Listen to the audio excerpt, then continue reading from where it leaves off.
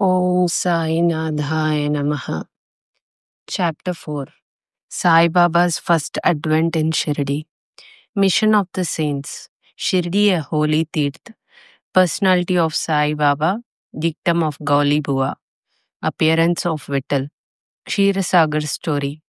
Das Ganu's bath in Prayag. Immaculate conception of Sai Baba and his first advent in Shirdi. 3 Vadas. In the last chapter, I described the circumstances which led me to write Sai Satcharitra. Let me now describe the first advent of Sai Baba in Shirdi. Mission of the Saints. Lord Krishna says in Bhagavad Gita that whenever there is a decay of dharma and an ascendancy of unrighteousness, I manifest myself for the protection of the virtuous and the destruction of the vicious. And for the establishment of righteousness, I manifest myself age after age. This is the mission of the Lord and the sages and saints who are his representatives and who appear at appropriate times and work in their own way to fulfill that mission. For instance, when the twice born, that is, the Brahmins, the Kshatriyas, and the Vaisyas, neglect their duties, and when the Shudras try to usurp the duties of other classes, when spiritual perceptors are not respected but humiliated, when nobody cares for religious instructions, when everybody thinks himself very learned, when people begin to partake of forbidden foods and intoxicating drinks, when under the cloak of religion people indulge in malpractices, when people belonging to different sects fight amongst themselves, when Brahmins fail to do the Sandhya adoration, and the Orthodox leave their religious practices, when yogis neglect their meditation, when people began to think wealth, progeny, wife are their sole concern, and thus turn away from the true path of salvation, then saints appear and try to set matters at right path by their words and action. They serve us as beacon lights and show us the path and the right way for us to follow. In this way, many saints, Nivrutti, Dhyandev, Muktabai, Namdev, Gora, Gonai, Eknath, Tukaram, Narahari, Narsibai, Sajjan Kasai, Savata, Ramdas, and various others did appear at various times to show the right path to the people, and so the present advent came as Sri Sai Baba of Shirdi. Shirdi, a holy Tirth. The banks of the Godavari River in the Ahmednagar district are very fortunate, for they gave birth and refuge to many a saint, prominent amongst them being Dhyaneshwar. Shirdi also falls in the Kopargaon Taluka or the Ahmednagar district. After crossing the Godavari River at Kopargaon, one gets the way to Shirdi. When you go 3 kos, you come to Nimgaon, from where Shirdi is visible. Shirdi is as famous and well known as other holy places like Gangapur, Risimhavadi, Audumbar on the banks of the Krishna River. As the devotee Damoji flourished and blessed Mangal Veda, as Samartha Ramdas at Sajjangad, as Sri Nrsimha Saraswati at Saraswati Vadi, so Sainath flourished at Shirdi and blessed it. Personality of Sai Baba. It is on account of Sri Sai Baba that Shirdi grew into importance. Let us see what sort of a personage Sai Baba was. He conquered the sansar, which is very difficult and hard to cross. Peace or mental calm was his ornament, and he was the repository of wisdom. He was the home of Vaishnav devotees, most generous amongst all, the quite quintessence of all essences. He had no love for perishable things and was always engrossed in self realization, which was his sole concern. He felt no pleasure in the things of this world or of the world beyond. His antarang was as clear as a mirror, and his speech always rained nectar. The rich or poor people were the same to him. He neither knew nor cared for honor or dishonor. He was the Lord of all beings. He spoke freely and mixed with all people, watched the actings and dances of Nautch girls, and heard ghazal songs. Still, he swerved not an inch from Samadhi. The name of Allah was always on his lips. While the world awoke, he slept, and while the world slept, he was vigilant. His abdomen was as calm as the deep sea. His ashram could not be determined, nor his actions could be definitely determined.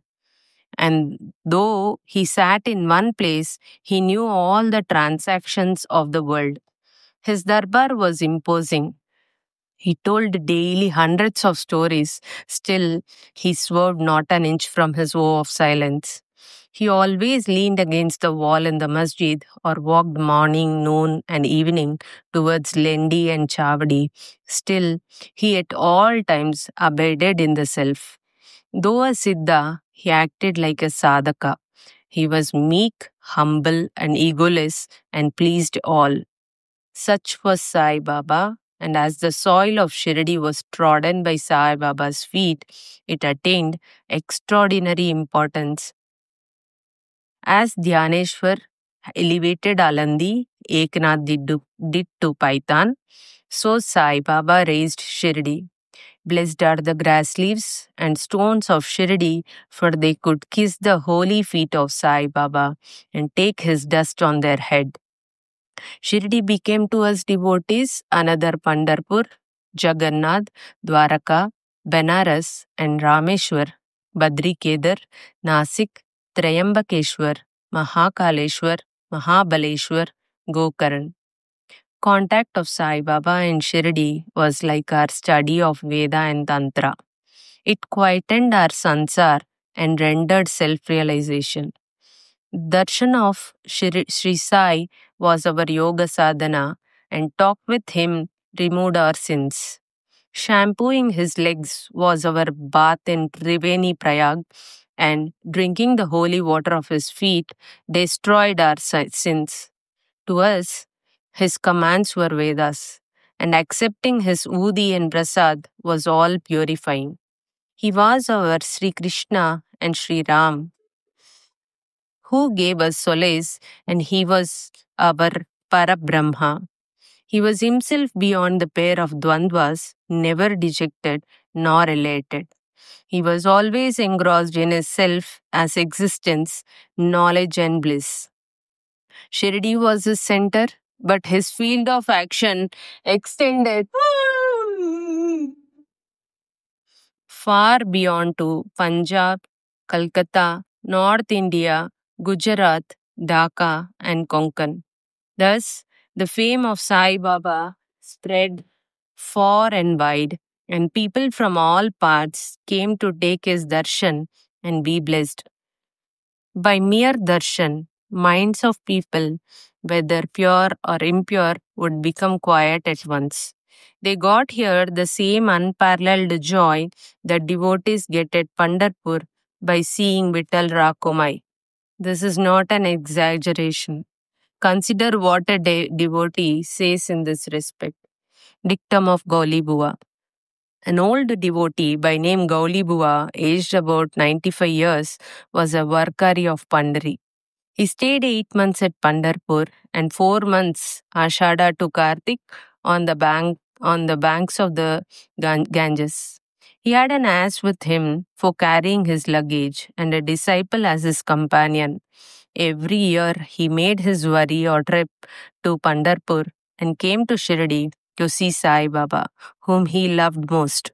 He used to stare at Baba and say, "This is Pandarinath Vittal incarnate, the merciful Lord of the poor and helpless." This Gauli Bua was an old devotee of Vitoba and had made many a trip to Pandari, and he testified that Sai Baba was real Pandarinath.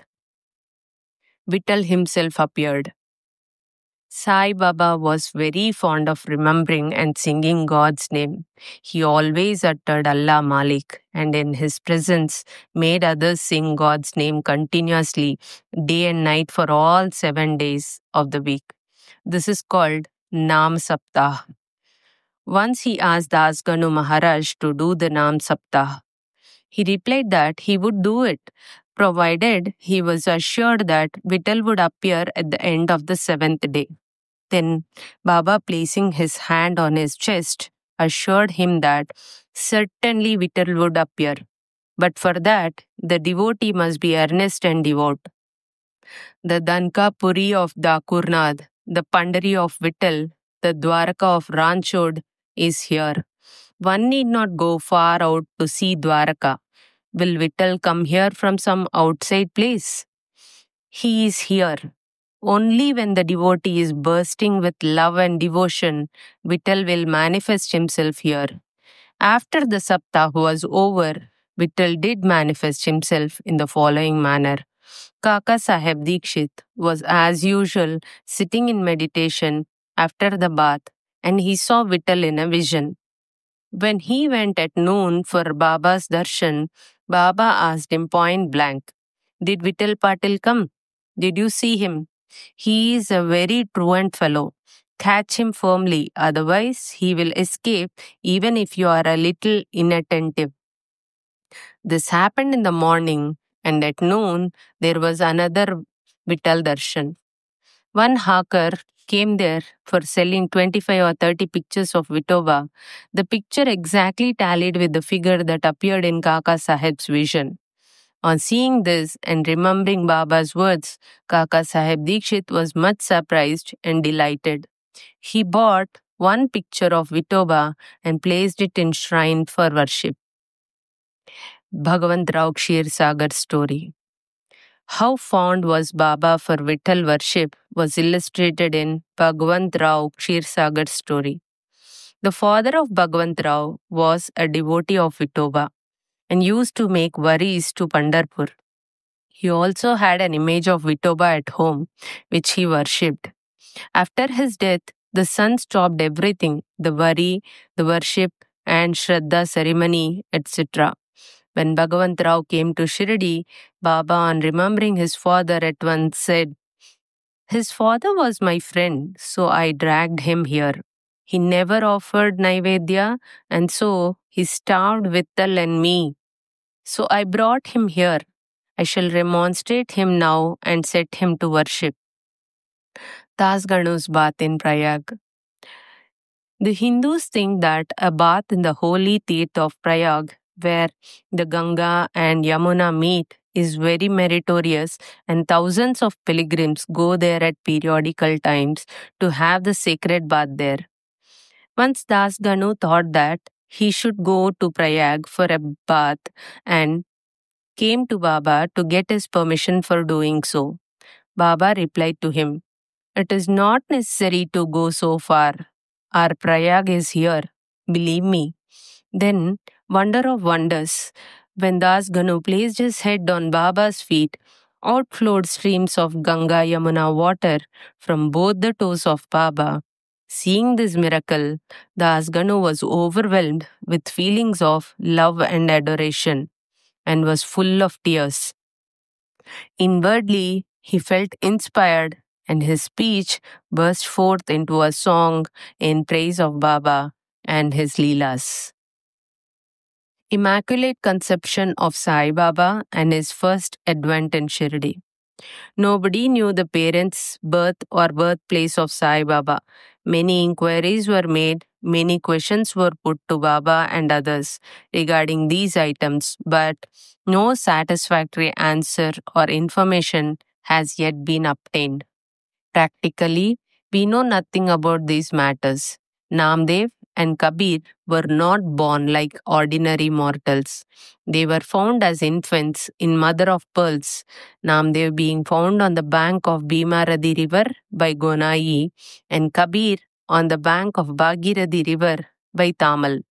Similar was the case with Sai Baba. He first manifested himself as a young lad of 16 years under a neem tree in Shirdi. For the sake of bhaktas, even then, he seemed to be full with the knowledge of Brahma. He had no desire for worldly objects even in dream. He kicked out Maya, and Mukti was serving at his feet. One old woman in Shirdi, the mother of Nana Chopdar, described him thus: "This young lad, fair, smart, and very handsome, was first seen under the neem tree, seated in an asan. The people of the village were wonderstruck to see such a young lad practicing hard penance, not minding heat and cold. By day, he associated with none. By night, he was afraid of nobody. People were wondering and asking whence the young chap had turned up. His form and features were so beautiful that a mere look endeared him to all. He went to nobody's door, always sat near the neem tree. Outwardly, he looked very young, but by his action, he was really a great soul. He was the embodiment of dispassion and was an enigma to all. One day, it so happened that God Kandoba possessed the body of some devotee, and people began to ask him, Deva, you please inquire, what blessed father's son is this lad, and whence did he come? God Khandoba asked them to bring a pickaxe and dig in a particular place. When it was dug, bricks were found underneath a flat stone. When the stone was removed, a corridor was seen in which 4 samais were burning. The corridor led to a cellar where a cow-mouthed shaped structures, wooden boards, rosaries were seen. Khandoba said, "This lad practiced penance here for 12 years. Then the people began to question the lad about this. He put them off the scene by telling them that this was his guru's place, his holy vatan, and requested them to guard this well. The people then closed the corridor as before. As Ashwatha and Audumbar trees are held sacred, Baba regarded this neem tree equally sacred and loved it most. Mahalsapati and other Shirdi devotees regard this site as the resting place of Baba's Guru and prostrate before it. 3 Vadas. The site with the neem tree and surrounding space was bought by Mr. Hari Vinayak Sathe, and on this site, a big building styled Sathe Vada was erected.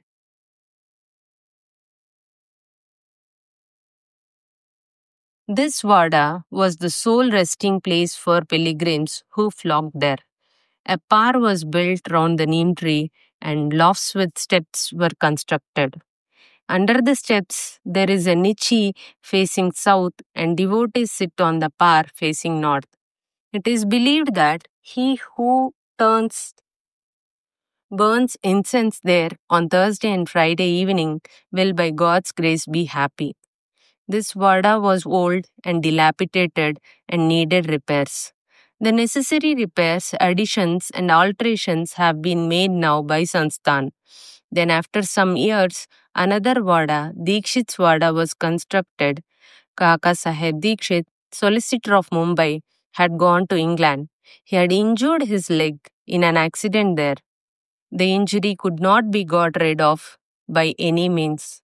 Nana Saheb Chandorkar advised him to see Sai Baba. So he went to Sai Baba in 1909 and requested him to cure the lameness of his mind rather than that of his leg. He was so much pleased with the darshan of Sai Baba that he decided to reside in Shirdi. So he built a Vada for himself and other devotees. The foundation of this building was laid on 10/12/1910.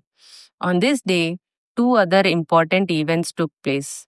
Mr. Dada Saheb Kaparde was given permission to return home, and the night aarti at the Chavdi was started. The Vada was completed and was inhabited on the Ram Navami day in 1911 with due rites and formalities. Then another Vada or palatial mansion was put up by the famous millionaire Mr. Booty of Nagpur. Lots of money was spent on this building, but all the amount was well utilized as Sai Baba's body is resting in this Wada, which is now called the Samadhi Mandir. The site of this mandir formerly had a garden which was watered and looked after by Baba. 3 Vadas thus came up where there was none formerly. Of these, Sati's Vada was most useful to all in the early days.